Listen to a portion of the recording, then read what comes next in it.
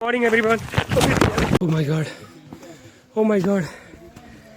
Guys. Yeah. It's fucking scary yaar. So beautiful.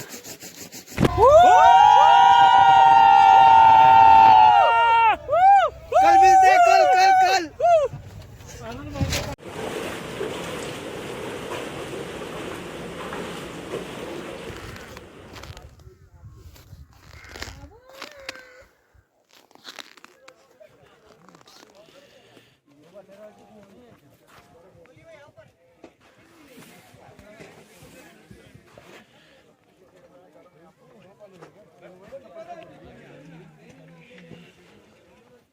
International airport पे मैं आ चुका हूँ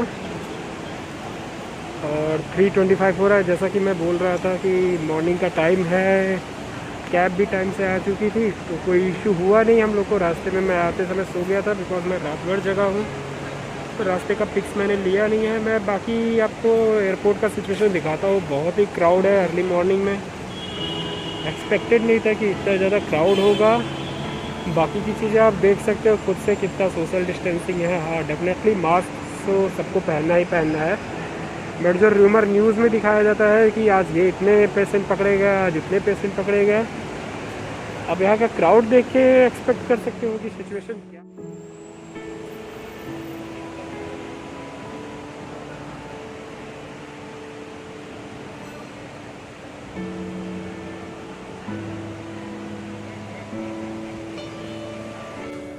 सिक्योरिटी चेक इन हो चुका है और मैं अंदर आ चुका हूँ। अभी मुझे गेट नंबर 41A पे जाना है। मेरे पास मोर देन सफिशिएंट टाइम है क्योंकि मेरी फ़्लाइट है 7:50 की और अभी 3:45 ओनली हो रहे हैं। तो अभी तो मैं जाऊँगा आराम से, इधर उधर थोड़ा टहलूँगा, देखता हूँ कैसा है सिचुएशन यहाँ का। ऐसा कुछ खास लगा नहीं कि बहुत ज़्यादा दिक्कत होगी। आप अगर प्रिकॉशन से आते हैं यहाँ पर, जैसे कि कुछ भी कोई भी ऐसा सस्पेक्ट वाला चीज़ हो उसको लेके मत आइए, दैट बेटर है। क्योंकि मैंने अपने साथ बैगेज में अपना मॉइस्चराइज़र, अपनी ऑयल्स रखे हुए थे, बट इशू नहीं हुआ इन सब चीज़ों का देख के। तो आप इस टाइप का आइटम ले सकते हैं, पावर बैंक ले सकते हैं। और इसके बाद अभी गेट पे चलूँगा तो मैं दिखा दूँगा कि यहाँ का सिनेरियो कैसा चल रहा है यहाँ। अभी तो जाऊँगा मैं, गेट पे पहुँचूँगा, कुछ खाऊँगा, सोऊंगा। 2 घंटा का सफिशिएंट टाइम है मेरे पास। 3 घंटे अभी हैं, 4 बज रहे हैं यार। 7 बजे का तो हम लोग का बोर्डिंग स्टार्ट होगा 7 बजे का एक्चुअली। तो 3 घंटे हैं तो मैं ट्राई करूँगा 3 घंटा सो जाऊँ, क्योंकि रात भर जगह हूँ मैं। कुछ नहीं किया था सिर्फ इस फ्लाइट के चक्कर में। फिर अभी देहरादून जब उतरेंगे तब देखेंगे कि वहाँ का सिचुएशन कैसा है। तो बोलता हूँ कि यहाँ पर सेल्फ चेक इन का भी ऑप्शन इन्होंने गेट पे डाला हुआ है। अगर आपने घर से लाना पॉसिबल नहीं हुआ तो आप एयरपोर्ट पे आके यहाँ से सेल्फ चेक इन कर सकते हैं। अदरवाइज़ काउंटर चेक इन भी कर सकते हैं आप। काउंटर चेक इन में ये लोग 100 रुपीज़ पेमेंट लेते हैं, but that's okay if it is not possible to take the boarding pass from outside, we can get it here only. और कोई इशू नहीं हो रहा है क्योंकि काउंटर्स पे भी सभी लोग चेक इन पास लेके आते हैं, बोर्डिंग पास ले लेते हैं। तो यहाँ पे काउंटर भी खाली ही रहते हैं। सिक्योरिटी चेक इन मेरा 10 मिनट भी नहीं लगा, एक्चुअली 5 मिनट भी नहीं लगा। ट्रैफिक थी बट मैं जिस कॉर्नर पे था वहाँ पे कोई भी ट्रैफिक नहीं थी। अदर्स पे थे तो तुरंत हो गया, कुछ हेडेक था नहीं। मेरे पास ऐसा कोई सस्पेक्टेबल सामान भी नहीं है।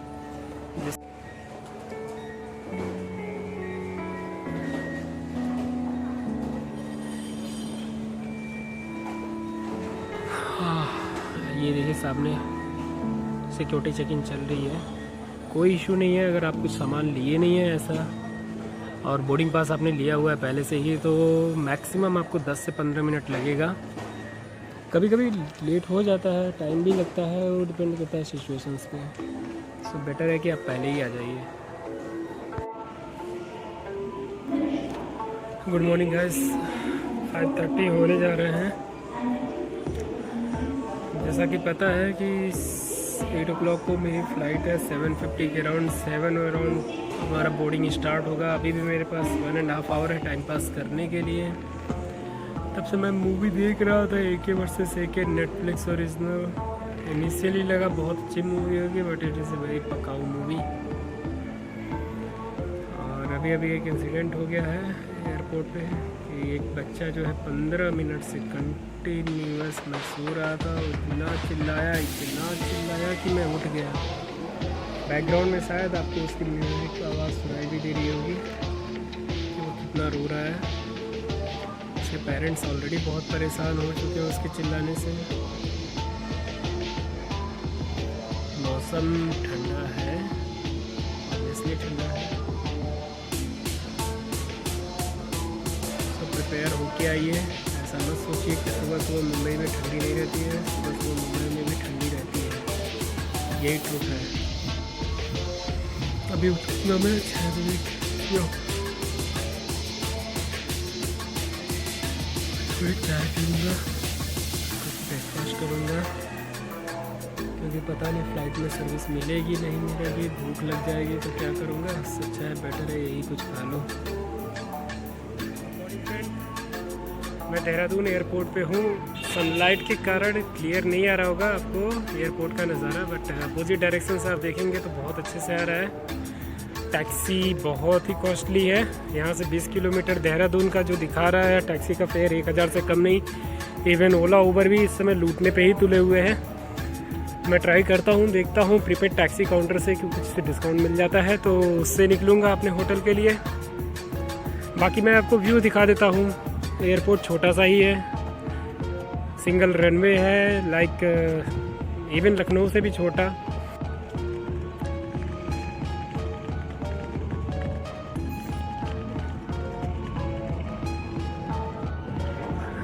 एक चीज़ मैं यहाँ बताना चाहता हूँ, मैप में जो होटल का डिस्टेंस दिखाता है 20 किलोमीटर, और एक्चुअल में जब हम लोग बुकिंग करने जा रहे हैं ओला में तो 20 किलोमीटर दिखाता है, और जब बुकिंग करने जाओगे तब पता चलेगा कि 30-32 किलोमीटर है। तो पहली बात तो ओला उबर जो भी यहाँ पे रेट दिखा रहा है दैट इज़ वेरी रॉन्ग।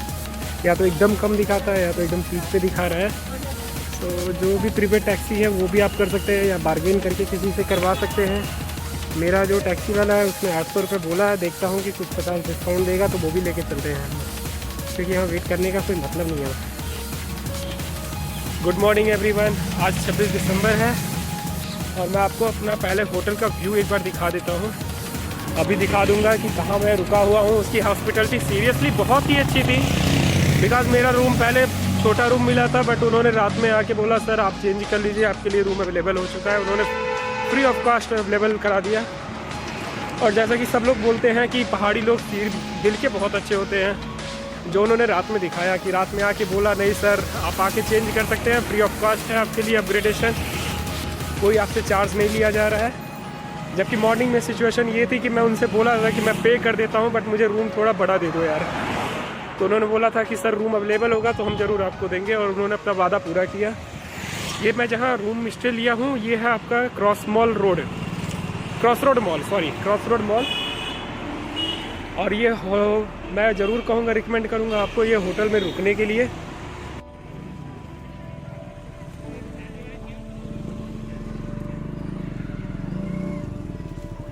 फिर शाम के वक्त हम लोग पलटन बाज़ार घूमने के लिए निकले थे, जो कि वहाँ का बहुत ही फेमस मार्केट है।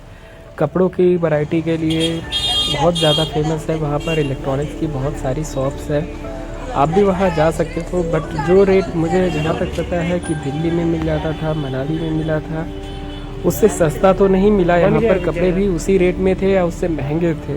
तो टोटली मुझे चूँकि एक शॉपिंग करना था कपड़े का, मीन्स इन द सेंस कि मुझे एक हैवी वुलन जैकेट लेना था, क्योंकि इतना पता था कि जहाँ पे हम लोग ट्रैकिंग के लिए जा रहे हैं temperature will be more than -10, तो कपड़े भी उसी टाइप के होने चाहिए थे मेरे लिए। सो मैंने वहाँ पे बाई किया था एक जैकेट, जो कि मैंने through out the journey use किया था। और जैकेट का कॉस्ट ज़्यादा नहीं था, 1500 के अराउंड मिला था, जो कि मार्केट रेट में 3500 बोल रहा था। डिस्काउंट के साथ उन्होंने 1500 में दिया था। बट अगर वही जैकेट मैं दिल्ली में या मनाली में ख़रीदता, क्योंकि मेरा एक्सपीरियंस है वहाँ पे परचेज़ करने का, तो शायद उससे भी चीपर वहाँ पे मिल जाता। सो मैंने शॉपिंग करके वहाँ से निकले थे। फिर उसके बाद हम लोग गए थे पैसिफिक मॉल के लिए। मेरी टीम में मैं सोलो राइडर था, साथ में मेरे 2 और फ्रेंड बन गए थे। वहाँ पर जाके जो वो लोग भी वहाँ पर ट्रैकिंग के लिए ही जा रहे थे, तो हम लोगों ने लोकल घूमने का प्लान किया था। फिर हम लोग वहाँ से निकले थे पैसिफिक मॉल के लिए, जो कि देहरादून का सबसे फेमस मॉल है, वहाँ पर गए। मॉल मीन्स मॉल ही होता है। 25-26 की ईव थी, तो लोगों ने डेको बहुत सारे किए थे और मॉल के बाहर पे लोकल सामान बहुत सारे मिल रहे थे, बट ऐसा नहीं था कि बहुत चीप रेट में मिल रहा था। डेफिनेटली ये बहुत महंगे आइटम यहाँ पर मॉल में जो कि हर जगह बिकते हैं, यहाँ पर भी उसी। निकला था देहरादून सिटी एक्सप्लोर करने के लिए, तो मुझे होटल वाले ने बोला कि सबसे पहले हम लोग चलते हैं रॉबर्ट्स केव, आप चले जाइए, वहाँ पे आपको थोड़ा सा इंतज़ाम तो मिलेगा ही मिलेगा। फिर कुछ तो ऐसा था नहीं खास कि क्या करना है, कुछ पता भी नहीं है कि कहीं जाना है नहीं जाना है देहरादून में, जस्ट सिटी एक्सप्लोर करना है, क्योंकि आज का दिन स्पेंड करना है।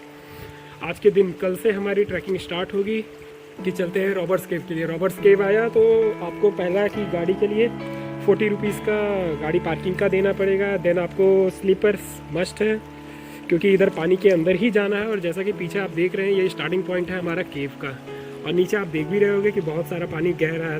तो स्लीपर यहाँ पे 10 रुपये रेंट में मिल जाता है, कोई इशू नहीं है। ऐसा भी नहीं है कि लोग लूट रहे हैं यहाँ पर। अभी मैं जैसे जैसे आगे बढ़ूँगा, वीडियोज़ को कंटिन्यू करता जाऊँगा, तो आपको दिखाई देगा अंदर है भी या नहीं दिखाई देगा। आपके साथ साथ मुझे भी दिखाई देगा कि अंदर कुछ है या नहीं है। तो अभी कंप्लीट करता हूँ पहले मैं रॉबर्ट्स केव का, फिर उसके बाद देखते हैं कि क्या है आगे, पॉसिबल होगा कहीं जा सकता हो या नहीं। ऑलरेडी यहाँ पे मैं गिर चुका हूँ और मेरा बैग तो दिखेगा ही नहीं आपको, जो वाट लगी पड़ी है। पहला वीडियो स्टार्ट करते समय ही गिरा धम, और वो भी पानी में धम। चोट तो नहीं लगा था, बट हाँ कपड़ा ज़रूर गीला हो गया है, एक्स्ट्रा कपड़ा रखा हूँ। सो आप लोग भी अगर आइए तो एक एक्स्ट्रा कपड़ा रखिए, पता नहीं कब क्या हो जाता है, किसी को पता नहीं है। गिरने के बाद अभी जो गीला हुआ है उसको सुखाना तो इम्पॉसिबल है, क्योंकि इस ठंड में तो मुझे नहीं लगता है सूख पाएगा। चलिए आगे बढ़ता हूँ, मैं दिखाता हूँ कि आगे कैसा केव है। ये बैक साइड का जो दिख रहा है ये एंट्रेंस पॉइंट है। सो अगर बाहर कभी भी आप यहाँ पे आइए देहरादून तो रॉबर्ट्स केव ज़रूर आइए, क्योंकि जैसा दिख रहा है उस हिसाब से तो लग रहा है अंदर बहुत घना अंधेरा है। और यहाँ का बंदा जो खड़ा था उसने भी बोला कि भाई अंदर जाके देखो, बहुत मज़ा आएगा आपको। तो लेट्स सी क्या बोल रहे हैं।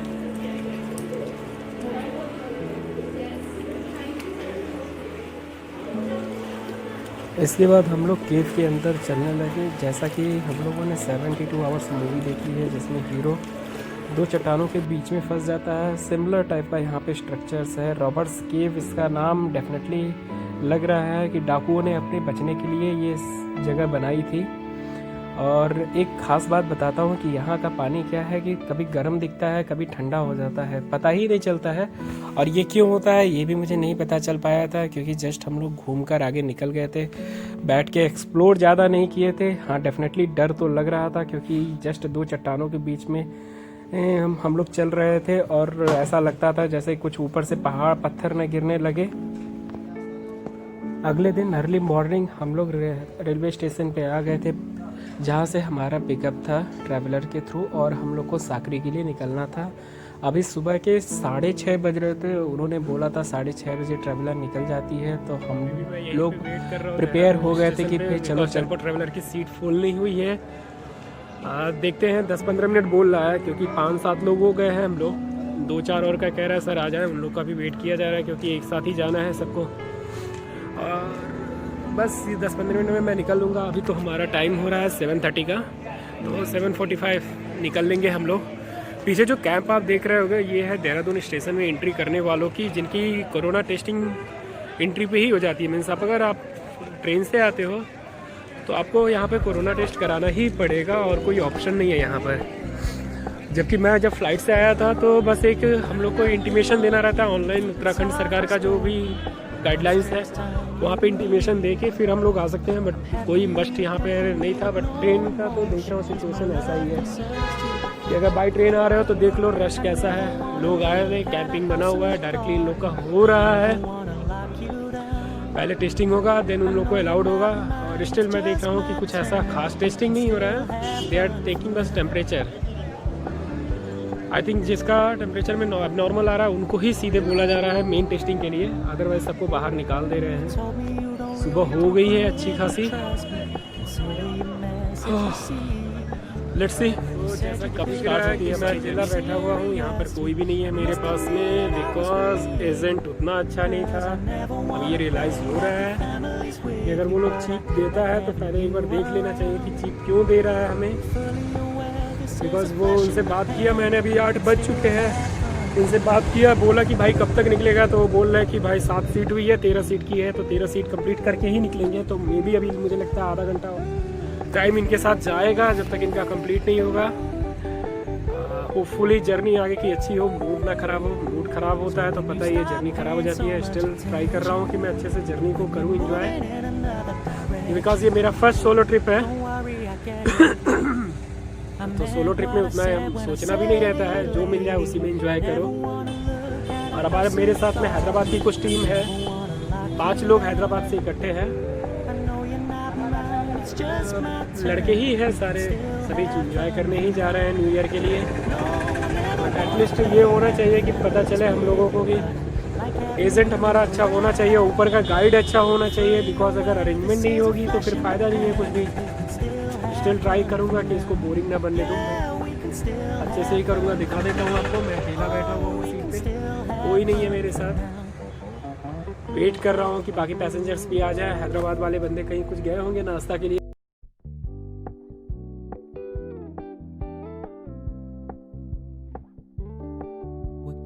और फाइनली हम लोग की जर्नी स्टार्ट हो गई।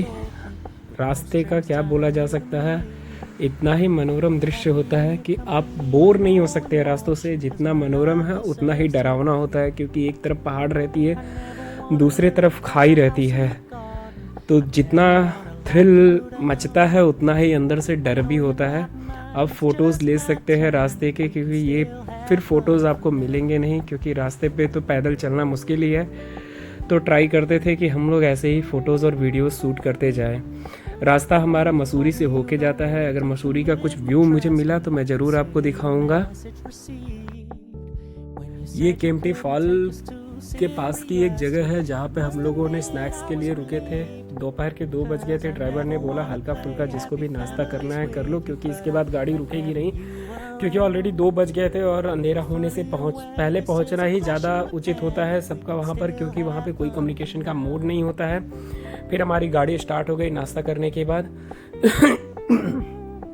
फिर आप देख रहे होंगे कि रास्ते में इक्का दुक्का छोटे छोटे गांव मिल जाते हैं, क्योंकि पहाड़ों पे कम्युनिकेशन और लाइफ बहुत ही डिफ़िकल्ट होती है। लोगों के आस जानने का कोई माध्यम नहीं होता है। धीरे धीरे करते करते हम लोग को पहुँचते पहुँचते रात में 8 बज गए थे। अंधेरा इतना ज़्यादा हो चुका था कि कुछ कहने लायक नहीं होती है, एकदम गुप्त अंधेरा गांव का। और ड्राइवर ने यहाँ पर हम लोगों के साथ एक बदतमीजी कर दी थी, क्योंकि उसने क्या किया कि हम लोगों को साकरी में जहाँ उतरना था, एक्चुअल में कोटगांव जहाँ उतरना था वहाँ ना उतार करके कोटगांव से 5 किलोमीटर नीचे पहाड़ पे साकरी के पास उन्हें रोका। साकरी में भी दिक्कत क्या थी कि वहाँ पे आपको कोई कम्युनिकेशन नहीं मिलेगा, टेलीफोनिक कम्युनिकेशन नहीं कर सकते आप। और ड्राइवर ने हमारा सामान उतार कर छोड़ दिया था। फिर कैसे कैसे करके सभी लोग अपने मेन बेस कैंप पे जो कोटगांव पे है, जहाँ पे हम लोग को स्टे करना था, वहाँ पे पहुँचे थे। तो डेफिनेटली आप जब भी जाइएगा तो प्रिपेयर होके जाइएगा। ड्राइवर जब तक आपको डेस्टिनेशन तक ना पहुँचा दे उसको मत छोड़िएगा, क्योंकि ड्राइवर अगर एक बार छोड़ देगा तो आप कुछ भी नहीं कर सकते।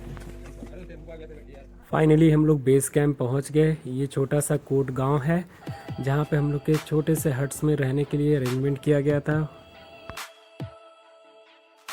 फिर रात में मैं लोकल एक्सप्लोर करने के लिए निकला, सोचा 10 मिनट के लिए देख लेते हैं आसपास कोई है। ये हमारा कल सुबह का गाइड था। एक्चुअली गाइड क्या होते हैं, ये गांव के लोग ही होते हैं जो वहाँ पे खेतीबाड़ी या कुछ खच्चर चलाने के काम करते हैं। उससे मैंने बात की, वो बहुत ही चिल बंदा था। बट डेफिनेटली बच के रहिएगा, क्योंकि लोकल जो होते हैं बहुत ज़्यादा शराब पीते हैं वहाँ के, तो उनसे बच के ही रहिएगा। लूटने का भी काम वो लोग करते हैं। जितने अच्छे दिखते हैं ज़रूरी नहीं कि हर बार सब कोई अच्छा आपको मिल जाएगा। फिर मैंने आसपास देखा, रात का अंधेरा इतना ज़्यादा हो चुका था कि कुछ भी नहीं दिखाई दिया था। और कल सुबह का जब व्यू दिखाऊंगा तो डेफिनेटली आप लोग शॉक्ड रह जाएंगे, क्योंकि अर्ली मॉर्निंग स्नोफॉल स्टार्ट हो गई थी जो रुकी ही नहीं काफ़ी देर तक। ये आप अर्ली मॉर्निंग 6 o'clock का व्यू देख रहे हैं कि हैवी स्नोफॉल स्टार्ट हो चुका था 5 बजे से ही, जैसा कि मैंने पहले बताया था। और ठंड इतनी ज़्यादा थी, -10 -15 टेम्परेचर था कि कुछ पूछना ही नहीं है आप लोगों को। बस आप उठ गए तो मतलब मज़ा असली आपको यही दिखेगा। ट्रिप की तो टोटल पैसा वसूल व्यू दिख रहा था हम लोगों को। हम लोगों ने काफ़ी इंजॉय किया।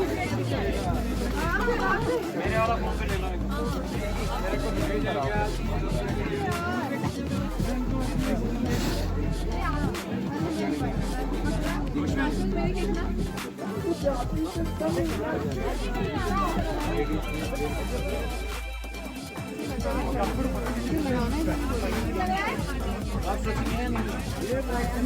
वाला ग्लास जो है ना बुलेट।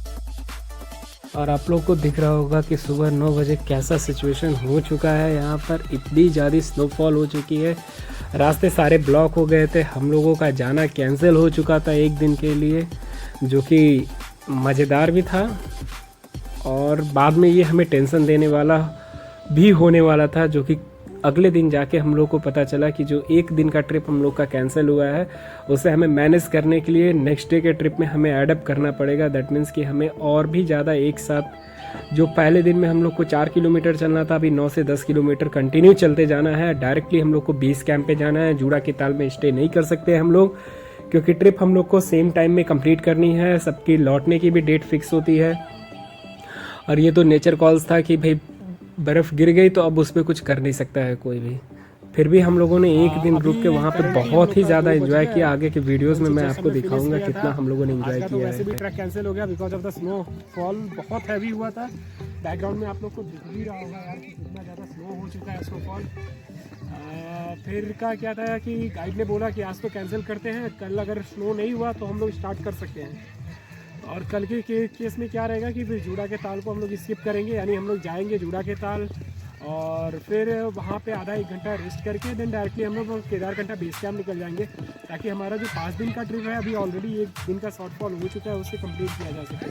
बिकॉज यहाँ आने का पर्पज़ तो हमारा समिट को ही पूरा करना है, अदरवाइज़ कोई मतलब नहीं रह जाता इतना दूर आके और बिना समिट के ही चले जाए।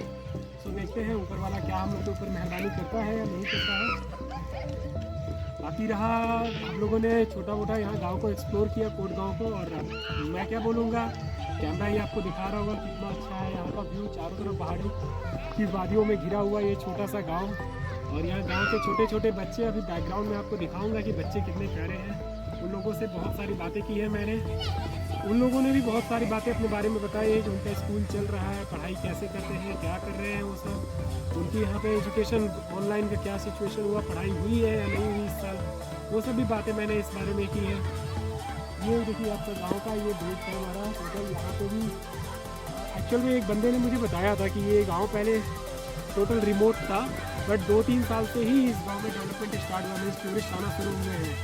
और डेफिनेटली इतना प्यारा गांव है तो टूरिस्ट का आना बनता है यार, यहाँ पर क्यों ना कोई आना चाहेगा। बैकग्राउंड में देखिए लोगों ने छोटे छोटे हट बनाए हुए हैं, बहुत ही चीप रेट में यहाँ पे स्टे करने को मिलता है। फैसिलिटीज़ कुछ भी अवेलेबल नहीं है। सकरी से आने के लिए आपको इधर बुक करना पड़ेगा, और बुक करना पड़ेगा आपको अपना प्राइवेट व्हीकल, या फिर शहर में बसेज आती है जो 100 रुपया 50 रुपया, आप अपना कितना बार्गेन कर सकते हो उस हिसाब से आ सकते हो। और कोटगांव डेफिनेटली आइएगा, आप सकरी आ रहे हैं तो अगर जस्ट एक दिन के लिए आइए। अगर स्नोफॉल हुआ है पूछ के ही आने का, बिना स्नोफॉल के नहीं आने का। और ये कौन है, क्या नाम है बेटा? रितिका रावत जी हैं इधर। तो बैकग्राउंड में बच्चे कितने मज़े कर रहे हैं यार। स्नो के असली मज़े तो इन्हीं लोग के होते हैं साल भर में। हम तो आ जाए कल निकल लेंगे, पर इनके जो मज़े हैं वो कभी ख़त्म नहीं होने वाले हैं। जब तक ये लोग बड़े ना हो जाए तब तक मज़े लेते ही रहेंगे। बाकी आज का क्या प्लान होगा यार? आज का प्लान है शाम को स्नैक्स, डिनर, बोनफायर ट्राई करेंगे, लकड़ी आ गई तो मस्ती, music, and then tomorrow morning अगर सब कुछ अच्छा रहा तो स्टार्ट किया जाएगा हम लोग अपना ट्रैकिंग। केदारकंठा फर्स्ट स्टॉप जूड़ा का ताल, जो कि मैंने पहले ही बोला स्किप किया जाएगा, हम लोग स्टे नहीं करेंगे वहाँ पे।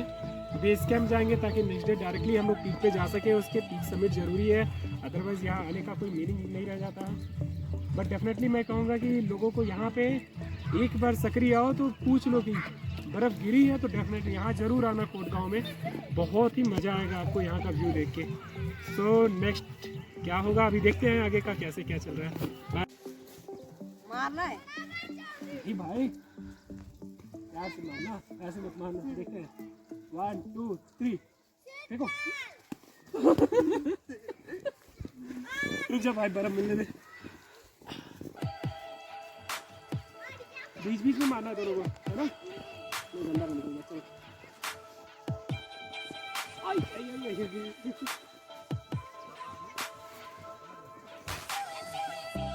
मेरे को मत मारना भाई, ऊपर बोल दे। ओए एक बार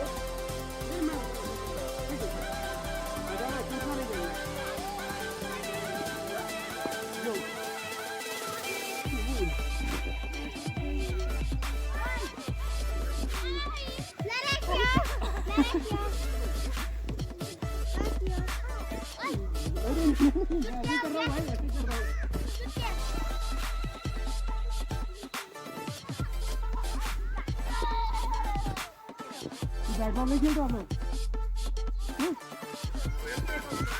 बैटबॉल का और गर्मी आएगी ना, फुटबॉल बैटबॉल की खूब गर्मी आ जाएगी। हम लगेंगे देखो 2 मिनट खेलिए आपको गर्मी आने लगेगी यार। आप फिसलने से बचने के लिए क्या करते हैं? गर्मी से फिसलता तो गिर जाता है, तेजी लगती होगी यार।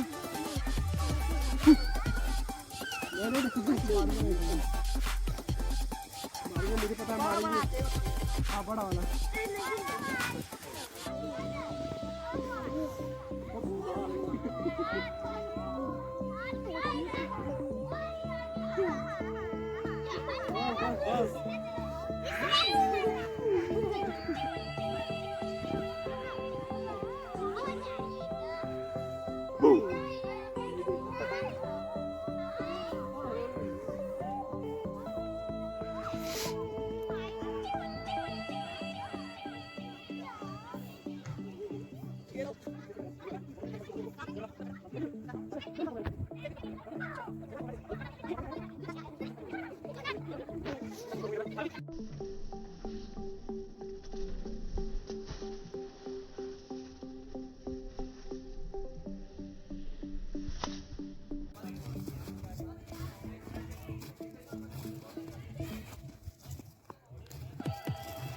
घूमते जा भाई।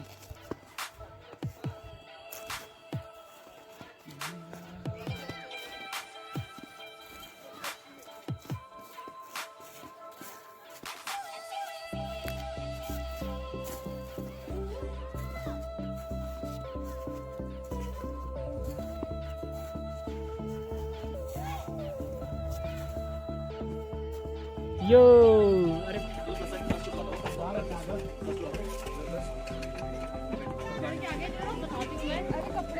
तो बारी बारी वो बुला रही है। खा लिया?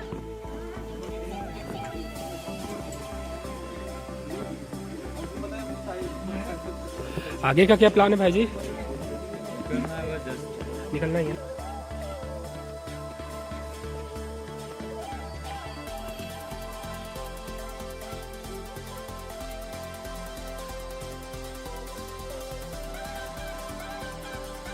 बट ये ट्रक वेदा से कभी नहीं बुक करना।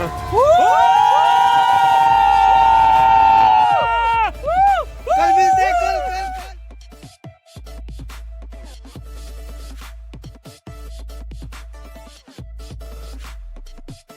और फाइनली हम लोग की जर्नी स्टार्ट हो गई थी केदारकंठा समिट के लिए।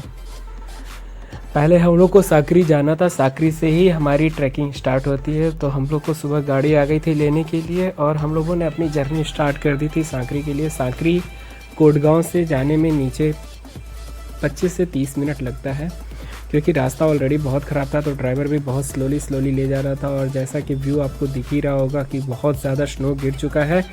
रात में चूँकि स्नो बंद हो गया था इसलिए रोड थोड़ा क्लियर हो गया है, बट साइड में जो बर्फ़ लगी पड़ी है उसे कैसे कोई बंद कर सकता है। साथ ही साथ आप देखते चलेंगे कि बहुत ही पैनारोमिक व्यू आता है। पहाड़ों पे बर्फ़ गिरने पे कितनी ब्यूटीफुल हो जाती है ये रास्ते, इसका तो कुछ कहना ही नहीं है। वो आपको मूवीज़ में नहीं, जाके खुद से फील करना पड़ेगा। फाइनली हम लोग साकरी पहुंच गए थे। ब्रेकफास्ट करने के बाद हम लोग आ गए, जैसा कि पहले ही बोला था। ट्रैकवेदा वालों का मैनेजमेंट बहुत ही गंदा है। मैनेजमेंट के कारण हम लोग को बहुत सफ़र करना पड़ा आज। अभी देखिए 1 घंटे से आके यहाँ पे वेट कर रहे हैं, बट हमारे ग्रुप में 62 पीपल हैं और मेरे टीम का नाम है team 62। So we are 62 people. After 15-20 minute we will start the journey from this place. और ये आपको दिखाता हूँ जो बैकग्राउंड में लिखा हुआ है ना, that is the tourist rest house, I think Sakri. And back camera भी मैं घुमा के दिखाऊंगा। केदारकंठा का ट्रैकिंग यहाँ से स्टार्ट होता है। इस समय हम लोग हैं 6400 फीट पर फ्रॉम द सी लेवल। पूरा का पूरा ये आपका व्यूज मिल रहा है।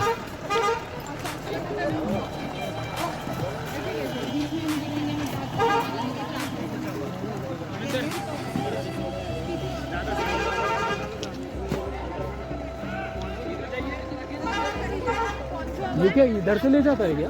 इधर लोग जा रहे हैं काफी लोग। सीधा सीधा जाना है आधा किलोमीटर। ये वाला रास्ता नहीं है क्या? नहीं। अच्छा यही है। खराब रास्ता थोड़ा सा किशन वाला यहाँ से। अच्छा, ये वाला अच्छा है या खराब है? एक ही रास्ता जो खराब है, थोड़ा देर खराब है, फिर बहुत मस्त। ओके, आधा किलोमीटर। नहीं कर रहा यार, इसी बस व्हीकल्स कम है, बच्चे ज़्यादा हैं। इस हिसाब से करना चाहिए। नहीं वही गलती किया है ना उसने। अब उसे बोला 6:30 6:30 हम तो आ गए थे। हमारी तो हालत खराब होगी थी जब देखा दीदी का आया, उनके नीचे नाश्ता हो रहा है प्रगति कह रही है। चलो गाइस, 1 घंटे के गैप में जाएंगे और अपन अगर बीच में रुक गए तो अपने साथ ये आ गए ना अपने बंदे। हाँ चलवाओ भैया, बस बोल दो भाई। अब और कोई बचा है? एक और अभी है यार। 1 घंटा लगेगा ऐसे, आज तो पहुँचा नहीं पाएंगे हमको। बेस कैंप ले नहीं जा पाएंगे फिर आप हमें। बेस कैंप लेते जाएंगे वो तो लेना चाहे 8 बजे पहुँचे चाहे 2 बजे। तो भाई ऐसे मजा नहीं आएगा यार। इच्छा से थोड़े आते हैं ऐसे।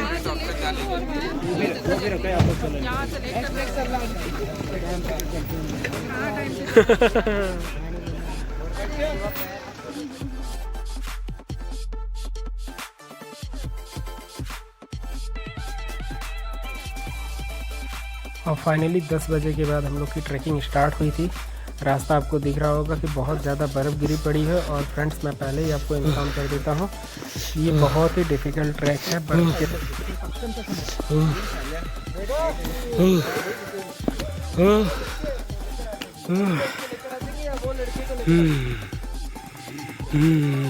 Oh my god, oh my god, guys, it's fucking scary यार। बहुत ही डरावना ट्रेल है यार। इजी टू मॉडरेट में ये वॉट लग गई हम लोगों की। oh my god, मैं बोल रहा था कि अभी स्टार्ट करूँगा ट्रैकिंग का। ये मेरा फर्स्ट ट्रैक है और अगर ऐसे ट्रैक्स रहे तो मैं आगे के कैसे कंप्लीट कर पाऊँगा। oh my god, Shiv Shankar, हे भोलेनाथ, पहुँचा दो कैसे भी यार। अभी तो शुरुआत हो रही है, आगे का क्या होगा। ओह माय गॉड फ्रेंड्स, बहुत प्रिपेयर होके आना यार। जितना इजी लगता है इजी है नहीं ये। हाँ इजी है। हाँ जाओ ना, इजी है बहुत। वही तो बोल रहा हूँ। ओह माय गॉड,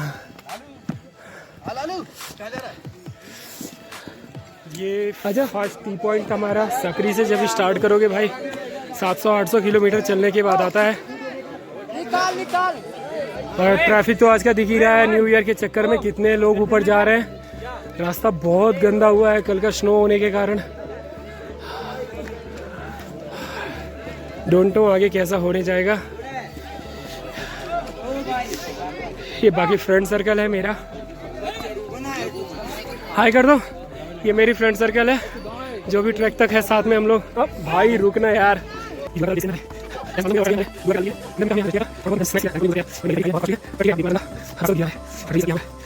छोटे कैंप्स बने रहते हैं रास्ते में। जो भी कंपनियां रहती है वो अपना स्टे कराने के लिए रखती हैं। और हम आगे जूड़ा के ताल के लिए बढ़ निकले थे। हमारा स्टे जूड़ा का ताल आज नहीं था, सीधे बेस कैंप निकलना था। तो बेस कैंप चलना है तो हम क्या लोग स्टे नहीं कर सकते थे। हम लोग को हर 15-20 मिनट का एक जगह पानी चाय पी के फिर निकलना ही रहता था, क्योंकि एट एनी कॉस्ट हम लोग को बेस कैंप पहुंचना है, जो कि साकरी से 9 किलोमीटर स्टीप, 9 से 10 किलोमीटर इवन 11 किलोमीटर होगा। मुझे पता नहीं था कि स्टीप चढ़ाई है, बहुत ही डिफ़िकल्ट चढ़ाई है। अगर बर्फ़ गिर जाती है दोस्त तो पहले crampons, gaiters, everything you have to be prepared. थोड़ी देर में गर्मी लगेगी, फिर उसके बाद इतनी ठंड चढ़ने लगती है कि आपके पास 5 से 6 लेयर कपड़े की होनी चाहिए, स्टिक होनी चाहिए, क्रैम्पॉन्स मस्ट है जिसको माइक्रो स्पाइक्स भी कहते हैं, गेटर्स होना ज़रूरी है क्योंकि रास्ता कब पहाड़ में बर्फ़ का शुरू हो जाता है, कब कैसा शुरू हो जाए पता नहीं रहता है। सो सब कुछ प्रिपेयर होने के बाद ही आप आगे बढ़िएगा। रिस्क लेने की कोशिश मत करना फ्रेंड्स। देखो दोस्त लोग रुकते हैं, आगे बढ़ते जाते हैं, और ट्राई करना कभी भी सोलो मत जाने की। जब फर्स्ट टाइम जाओ तो ग्रुप में ही रहना, ताकि कभी किसी चीज़ की ज़रूरत पड़े तो तुम्हारे साथ कोई हो तुम्हारा हेल्प करने के लिए। क्योंकि रास्ता जितना आसान बताया गया था, बर्फ़ गिरने के कारण उससे कई गुना कठिन हो चुका था।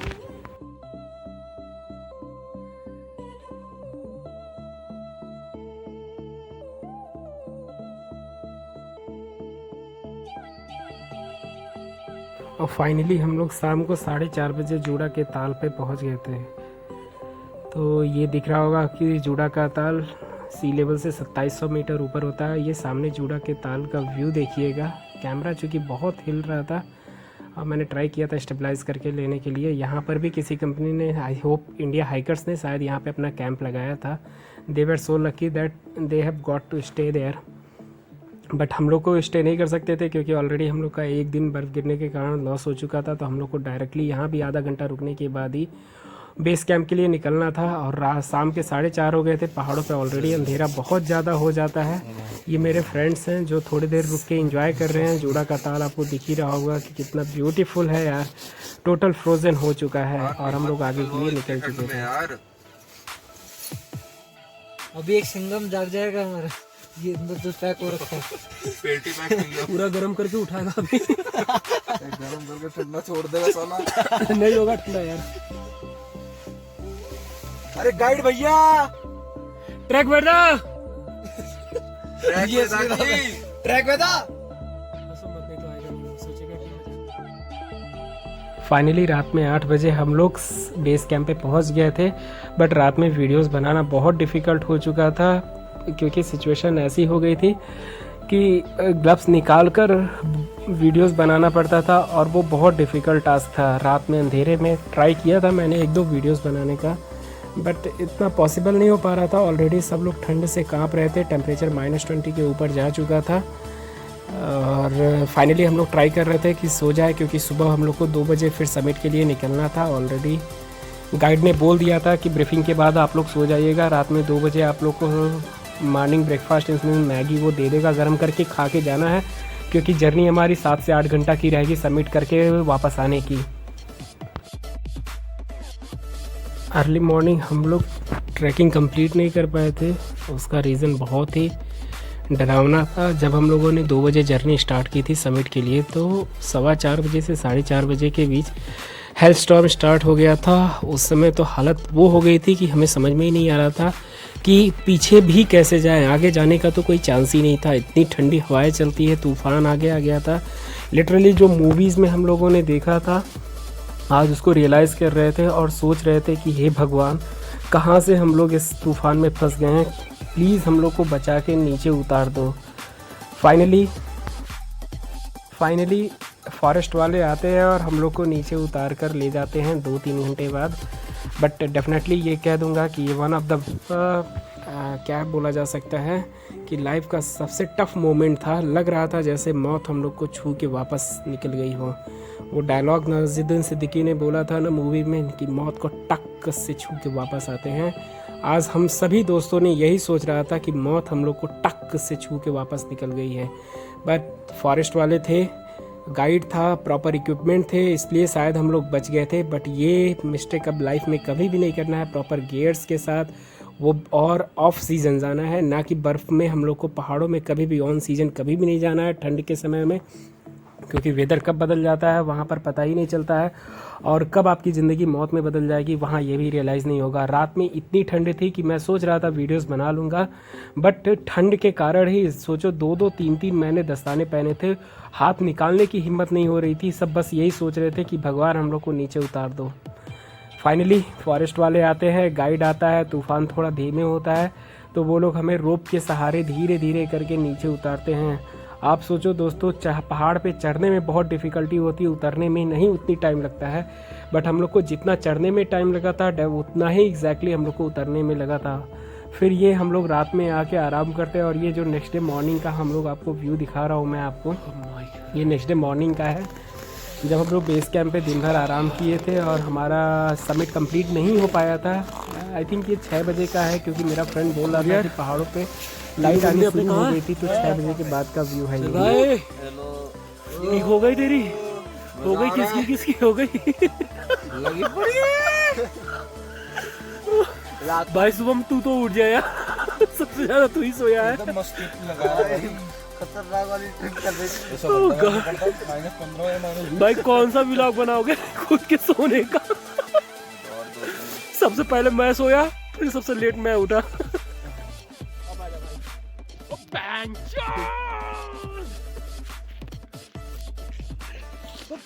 अरे भाई रुक जा यार। गाइस आज 30th की मॉर्निंग हो गई है और केदारकंठा बेस कैंप का आपको मैं दिखाता हूँ व्यू कैसा है। पीक समिट हम लोग नहीं कर पाए क्योंकि हमारे पास प्रॉपर ट्रैकिंग गियर्स नहीं थे, क्योंकि विदाउट गियर्स जाना तो कैसे भी पॉसिबल हो जाता, बट आने के लिए स्टीप होता है जो कि बहुत ही डिफ़िकल्ट हो सकता था। सो विदाउट रिस्क हम लोग जाना पॉसिबल नहीं समझे, नहीं हुआ। सो हम लोगों ने स्किप कर दिया। बाकी के हमारे फ्रेंड्स गए हुए हैं और उसमें से कुछ फ्रेंड्स आ चुके हैं। उन्होंने बोला यार कि आपने अच्छा किया, अगर गियर्स नहीं थे तो नहीं गए, क्योंकि जाना एक अलग बात होती है, फिर आना भी रहता है और जान से बड़ी कोई चीज़ नहीं है। नेक्स्ट टाइम जब भी आइए प्रॉपर गियर्स के साथ आइए, प्रॉपर एजेंट्स के साथ आइए। और कुछ तो टिप्स इन लोगों ने दिया है कि पेमेंट कभी भी फुल नहीं करना रहता है। स्टार्टिंग में पेमेंट हमेशा 20 से 30% कीजिए। जब आपको पसंद आ जाएगा इनका सर्विस, उसके बाद ही फुल पेमेंट सर्विस हम लोग को करना रहता है। So these are the basic information. बाकी आपको तो दिख ही रहा होगा, मैं अभी बैक कैमरा ऑन करके भी एक्सप्लेन करूँगा कि कितना ज़्यादा रश होता है यहाँ।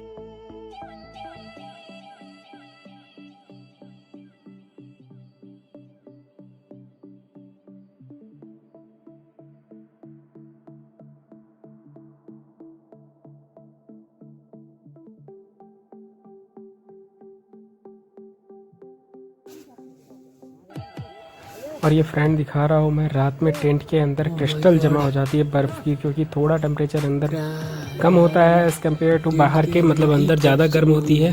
तो रात में बहुत सारे क्रिस्टल्स वहाँ पे बर्फ़ के जम जाते हैं। मतलब आप जहाँ सो रहे हो सिर्फ वही प्लेस जो है बर्फ़ से बची है, बाकी सारे प्लेसेस जो है कवर हो जाते हैं स्नो से। और आगे बाहर का तो मैं दिखा ही रहा हूँ। स्टिक लेने से रखो, मतलब वो मेरी है भैया, आप ये लो, मेरे पास तो किसकी बैटरी वगैरह सब है ना। ओके बस प्लीज एक सेकंड। हाँ नहीं अभी नहीं निकलना है, तो नीचे से ये निकलवा लो, धंसेगा नहीं फिर। ये बेटर ग्रिप होती है। अभी सन ग्लासेस का ज़रूरत बहुत हो रहा है यहाँ के लिए। तो स्लिपरी रास्ता हो चुका है, गाइड्स को बोला हुआ है, देखते हैं वो लोग क्या कर रहे हैं, क्या अरेंजमेंट हो सकता है यार। भोलेनाथ अभी नीचे पहुँचा दो कैसे भी, निकलेंगे हम लोग अपना। जय श्री राम। सारे चल रहे हैं ना, पता नहीं। एक्चुअली वही अभी ये लोगों ने इधर काफी ये धंधा ही बना लिया है। नहीं कुछ दिन का ही है, एक बार बोल के बंद करा देंगे इसका, ताकि बाकी लोगों को तकलीफ ना हो। आगे से भी तो लोग तकलीफ झेलेंगे ना। आपका ग्लव्स गिर गया। रूपकुंड ट्रेक फिलहाल बंद करना है। क्यों? इसीलिए Roopkund is one of the famous trek. उसको स्केलेटन लेक भी बोल रहा है, एक लेक है उसमें आपको बहुत बड़ा स्केलेटन मिलेगा एक्चुअली, बहुत पुराने का। रूपकुंड का ट्रेक है ऑसम ट्रेक, उसको लास्ट 4 साल से बंद कर रखा है, क्योंकि जो एक्चुअली वहाँ से पहले अली बुदियाल और बैतूल बुदियाल दो ग्रासलैंड मिलता है, ग्रासलैंड वो एकदम खूबसूरत है दवाओं के लिए। उसमें चेन बेल्ट लगा के उसका पूरा डायग्नोस कर दिया। पर्यावरण के लिए 4 साल में रोक लगता है, हम लोग जाने सकते हैं, हर साल लगाते हैं। बोला हुआ नहीं ऐसी लगी इसको भी लगा देगा। नहीं देंगे अभी। नेचर को बचाना है तो नेचर को बचाना है। हाँ 30 है। हम लोग ट्रैकिंग करके कंप्लीट आ रहे हैं। हमारा कंप्लीट हुआ नहीं समिट, बिकॉज हमारे पास बाइक्स नहीं थे। ऑलरेडी कल इतना ज़्यादा टायर्ड हो चुके थे कि किसी के पास ताकत नहीं थी थोड़ा भी मूवमेंट करने की, 11, 12, 1 बजे उठने के लिए, क्योंकि गाइड 2 बजे ही उठा रहा था, कह रहा था चलो चलो चलो चलो, और कोई नहीं चलने के मूड में था। बट हमारा 62 के बैच था, उसमें से 20 से 25 लोगों ने समिट कंप्लीट किया और उन्होंने बोला कि बहुत अमेजिंग व्यू था। बट साथ में हमारे पास स्पाइक्स गियर्स नहीं थे, so it was impossible for us to complete the track, but still we have enjoyed a lot there because base camp जो केदारकंठा का है वो इट्सेल्फ इतना ब्यूटीफुल व्यू देता है आपको कि आप वहाँ पे जाके ही इंजॉय करेंगे वहाँ के प्लेस को। बाकी रहा इनके खाने पीने का, तो सबको पता है कि पीक पे क्या मिल सकता है। मैक्सिमम मैगी, नाश्ते में मैगी रहेगी आपकी, दाल चावल राजमा मिल गया, बड़ी बात है। आप पनीर के चक्कर में मत पड़ जाना भाई। तो इसके बाद हम लोग ट्राई करते हैं कि आज इवनिंग में ही पहुंच जाते हैं सागरी, वहाँ पे स्टे करेंगे, देन नेक्स्ट डे मूव करेंगे आगे का। सो लेट्स मूव, देखते हैं।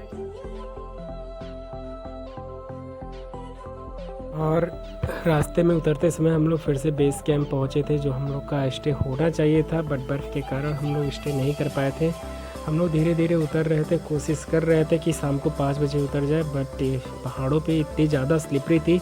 चढ़ना बहुत ही ईजी होता है फ्रेंड्स, उतरने में उतनी ही लग जाती है, उतनी क्या उससे कई गुना ज़्यादा लग जाती है, क्योंकि अगर आपके पास वेट है तो बहुत डिफ़िकल्ट होगा। ये जान लेना, आपको फिटनेस फ्रीक होना पड़ेगा अगर सेफली उतर जाते हो, क्योंकि मेरे सामने ही कई लोगों के एक्सीडेंट हुए हैं। पर मैं भगवान की दया थी कि एक्सीडेंट से बस गया, 2-4 बार गिरा था, बट फिटनेस सही होने के कारण शायद मैं बच गया था। बट मैंने देखा था मेरे सामने ही एक लड़की ने अपना हाथ तोड़ा क्या टूट गया। 2 बंदे खाई में गिरने से बचे थे। ऑन द स्पॉट गाइड के सही होने के कारण वहाँ पर उन लोगों ने उनको कवर अप कर लिया था, अदरवाइज़ वो 50 से 60 फीट डीप खाई में गिर गए होते। कोई बचाने वाला वहाँ नहीं रहता है, तो आप जाने से पहले डेफिनेटली प्रिपेयर रहिएगा, कम्प्लीटली प्रिपेयर रहिएगा, थोड़ा भी मत सोचिएगा। अगर 90% आप जाना चाहते हो और 10% आपको डर लगता है कि नहीं जाना चाहिए, तो मैं आपको रिकमेंड करूँगा कि मत जाइएगा फ्रेंड्स, आपको जाने से पहले। और स्पेशली पीक सीज़न में तो कतई मत जाइएगा। जैसे कि पहाड़ों पर ठंड में जाना बोला जाता है कि नहीं जाना चाहिए, तो कोई तो रीज़न होगा यार कि बोला जाता है नहीं जाना चाहिए। इस बार का जो हम लोगों ने एक्सपीरियंस किया है वो लाइफ टाइम एक्सपीरियंस रहेगा। मेरा पहला ट्रैक था, बट इससे मैंने बहुत कुछ सीखा भी है। औरों के लिए बताता चलूँगा कि भाई ट्रैकिंग से पहले अपने आप को कम्प्लीटली प्रिपेयर करो, मेंटली प्रिपेयर करो, फिजिकली प्रिपेयर करो, इकोनॉमिकली भी प्रिपेयर करो, क्योंकि वो गांव का इलाका है, आपको कितने पैसे की ज़रूरत पड़ेगी आपको भी नहीं पता है। और लास्ट में मैं यही कहना चाहूँगा कि स्नो का जो मज़ा हमने लिया शायद ही कोई लिया होगा, क्योंकि हमने एंजॉय भी किया था, थ्रिल भी लिया था, और मौत से बच के भी वापस आए थे। मौत से बच के इसलिए वापस आ गए थे क्योंकि फर्स्ट टाइमर थे। जो उन्होंने कई बार किया होगा ट्रैकिंग, उनके लिए कोई बड़ी बात नहीं होती है। वो जानते हैं कि प्रिपेयर होना है ऐसे मोमेंट्स पे, तो हमें क्या करना चाहिए क्या नहीं करना चाहिए। ये छोटा सा कोट गाँव का व्यू है जो आपको पीछे दिख रहा होगा। यहाँ मुश्किल से 40-50 घर है, और मैं एक्सप्लेन कर रहा था पहले भी और आज भी बताता हूँ दोस्तों कि कोट गाँव ज़रूर जाना। ये देखिएगा, इतना beautiful black and white view रहता है कि कोई लिमिट नहीं होती है यार। आप चुपचाप वहाँ बैठे बैठे नेचर को महसूस करोगे, अपने आप को महसूस करोगे। तो एक बार डेफिनेटली, मैंने इस बार समिट तो नहीं कंप्लीट की है, पर भोलेनाथ की कृपा रही तो ज़रूर समिट को मैं कंप्लीट करके आऊँगा। वो 360 का व्यू मुझे देखना है। जो लोग कहते हैं कि 360 व्यू और 12 हिमालय की 12 रेंज को समिट से देखा जा सकता है। और एक और चीज़ बताना चाहूँगा कि सब लोग बोलते हैं कि समिट पे भाई जियो भी पकड़ता है, तो जियो आपके पास है तो 4 दिन आप भले ही नेटवर्क कवरेज से बाहर रहेंगे, लेकिन जिस दिन समिट पे जाएंगे उस दिन ज़रूर उसको कंप्लीट कर पाएंगे। और जियो के थ्रू आप पूरी फैमिली को ऑनलाइन दिखा सकते हैं वहाँ का विहंगम दृश्य, ब्यूटीफुल दृश्य। सो ये ट्रैकिंग मेरा कंप्लीट हुआ, इनकम्प्लीट भी नहीं है और कंप्लीट भी है। So everything is like this only. ये मेरा अपना नेचुरल एक्सपीरियंस था, इसमें मैंने कोई भी एडिटिंग नहीं की है, कहीं से कुछ भी बनावटी नहीं है। जो भी था मैंने आपको दिखा दिया है। 50 मिनट का व्लॉग है, देखो मज़ा करो, अच्छा लगे तो